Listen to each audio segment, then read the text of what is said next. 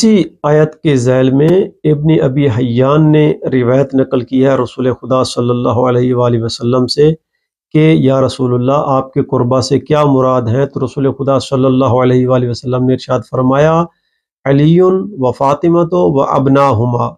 लेकिन इसमें ख़यानत की है इब्न कसीर ने, इस हदीस को इब्न कसीर ने इब्न अबी हय्यान से ज़िक्र किया और हदीस के अंदर लफ्ज़ अली को हज़्फ़ कर दिया और लिखा कि अहले बैत से मुराद क्या है। तो रसूल खुदा ने फरमाया फ़ातिमा है और उनके दो बेटे हैं।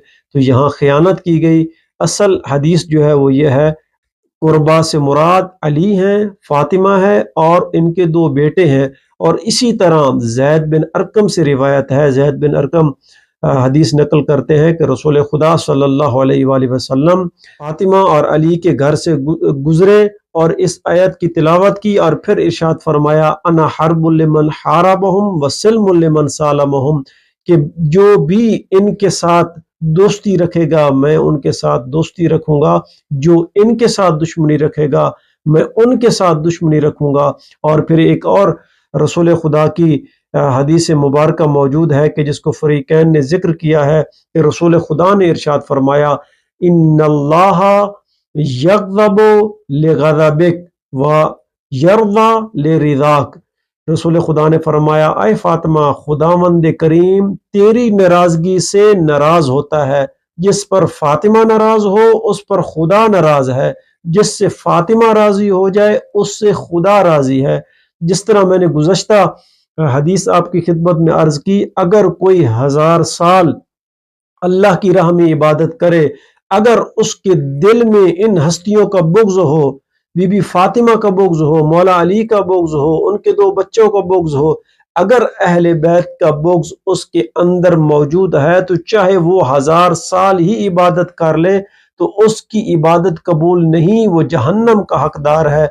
यहाँ एक एतराज़ हो सकता है कि ये कैसे हो सकता है कि एक बंदा इतनी इबादत करे, इतनी अल्लाह की राह में सजदे करे, लेकिन खालिक कायनात उसकी वो इबादत कबूल न करे। तो वो इसलिए है कि मैं आपको एक मिसाल देता हूँ।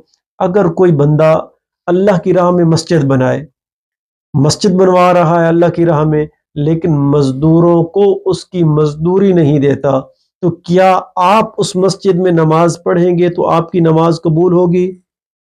तो मुत्तफक अलैह जवाब यही आएगा कि नमाज कैसे कबूल हो, ये तो जगह ही गस्बी है।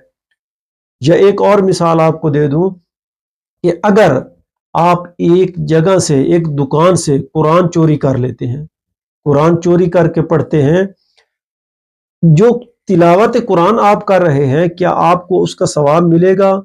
नहीं मिलेगा। क्यों नहीं मिलेगा? क्योंकि आपने वो चोरी किया है, ये गस्बी है। जब आप एक दुकान से कुरान जो चुराया है उसकी उजरत न दें तो आपकी इबादत कबूल नहीं है, आपको सवाब नहीं मिलेगा बल्कि गुनाह मिलेगा। तो फिर जो रसूल खुदा अल्लाह से कुरान लेकर आए हैं, अगर आप उसकी उजरत न दें तो आपकी इबादत कैसे कबूल हो सकती हैं? और उसकी जो उजरत है वो ये है कि मेरी अहले बैत, मेरी कुर्बा से मवद्दत और मोहब्बत करो। और ये नुक्ता है कि मोहब्बत और मवद्दत इसके अंदर इताअत पोशीदा है। और ये कैसे हो सकता है कि रसूल खुदा जिन्होंने लाखों लोगों को मुसलमान किया, वो एक गुनहगार शख्स के हाथ पर लोगों को छोड़कर चले जाएं? इसीलिए खालिक कायनात ने मासूम हस्तियों का इंतखाब किया और अपने हबीब से कहा कि इनसे कह दीजिए कि मेरी कुर्बा से मवद्दत करो, यही मेरा अजर रिसालत है।